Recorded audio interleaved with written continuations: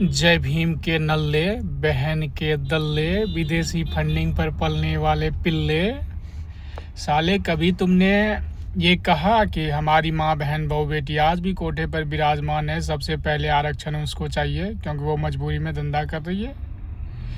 कभी तुमने ये कहा कि हमारे गरीब मजदूर और मजबूर लोग कोर्ट कचहरी में भूखे प्यासे घंटों वेट करते हैं, सबसे पहले उनको न्याय मिलनी चाहिए?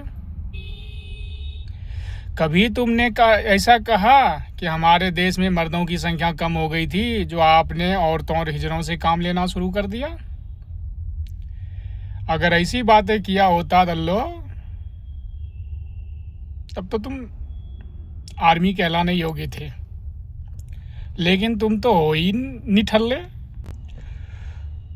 नरमुंडो। जिसे तुम संविधान कहते हो ना, वो गरीब, मजदूर और मजबूर लोगों को गुलाम बनाए रखने वाली एक दस्तावेज है। और अगर मेरी बात गलत होती तो तुम्हारा संविधान मेरे खिलाफ एक्शन ले लिया होता, पर मेरी बातें सही है और तुम्हारा संविधान गलत है, इसलिए कोई एक्शन नहीं ले पा रहा। और मैं कह ही रखा हूँ, जो बीच में आएगा वो फंसेगा, क्योंकि हमें अच्छे से पता है औरतों को बस में फ्री दिया जाता है, इसका तो डंका पीटा जाता है, लेकिन गाड़ी हर स्टेशन पर पिकअप और ड्रॉप के लिए पर गाड़ी से 50 रुपये और 30 रुपये लिया जाता है, इसकी डंका क्यों नहीं पीटा जाता है? 3000 रुपया में पूरा साल गाड़ियां टोल टैक्स में पार क्रॉस कर सकती है, इसकी तो डंका पीटी जाती है। लेकिन द्वारका एक्सप्रेस वे पे टोल टैक्स पे सिर्फ टोल टैक्स पार करने के 220 रुपये चार्ज लगते हैं, इसकी डंका क्यों नहीं पीटा जाता है? और ऐसे कई सारे टोल टैक्स हैं जहां पर बेहिसाब पैसे कटते हैं, जिनका किसी का पास हिसाब नहीं है।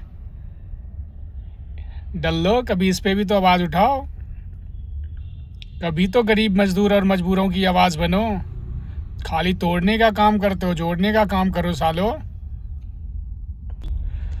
और हाँ, हे हिंदवासियों, किस प्रकार मर्दों को धंधा विहीन और औरतों को धंधे वाली बना दिया, आप लोगों से छिपा हुआ तो है नहीं। हो सकता है मेरी बातें सुनने में थोड़ी सी अजीब लगेगी, पर ये सच्चाई है।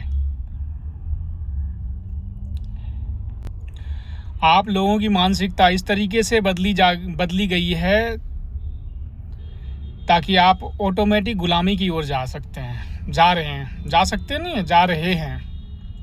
और हाँ, हम लोगों को एक सपना दिखाया गया कि 2047 में देश नंबर 1 हो जाएगा। तो भैया 2047 क्यों? मेरी बात माना जाए तो 2037 में देश नंबर 1 हो जाएगा, बशर्ते जितनी राज्य सरकारें हैं सभी अपनी अपनी जिम्मेदारी निभा दे। जिस राज्य की जो ज़रूरत है उसकी पूर्ति कर दे। 5 साल ज़रूरत पूर्ति करने में और 5 साल तरक्की करने में, तो 10 साल बहुत है। जय भीम के दल्लो, तुम्हें बता दूं, हमें कोट और कोठा दोनों का अनुभव है। उस दिन खून के आंसू रोता हूं जब कहते हैं कि साहब बच्चे पालने के लिए धंधा करती है, और उस दिन खून के आंसू रोता हूं जिस दिन मैं गरीब, मजदूर और मजबूरों को कोर्ट में इंतजार करते हुए भूखे प्यासे देखता हूं। सालों, मेरे पास दोनों का अनुभव है, इसलिए मैं तुम्हें खुल के समझा रहा हूं। तुम्हारे संविधान में उतनी दम नहीं कि मेरे गिरबान में हाथ डाल दे। जिस दिन मेरे गिरबान में हाथ डाल दिया, उसी दिन मैं सारा सबूत तुम्हारे संविधान के तहत ही रख के सामने वाले से पूछूंगा, मान्यवर ये नौबत क्यों आई? और मान्यवर के पास कोई जवाब नहीं होगा। ऐसा ही तेरा संविधान है, समझ रहे हो ना? और हाँ, हे हिंदवासियों, आप लाइक कमेंट भले ही ना करें, लेकिन शेयर हद से ज़्यादा करें, ताकि यह हर गरीब, मजदूर और मजबूर लोगों तक पहुंच सके और वो अपनी सच्चाई को समझ सके और अपने हक के लिए, बल्कि भारत के भविष्य के लिए भी खड़े हो सके। और फिर से मैं एक बार और कहना चाहूँगा, पवित्र आत्माओं की अनंत गहराइयों से ना केवल निवेदन है, बल्कि अभिनंदन भी है।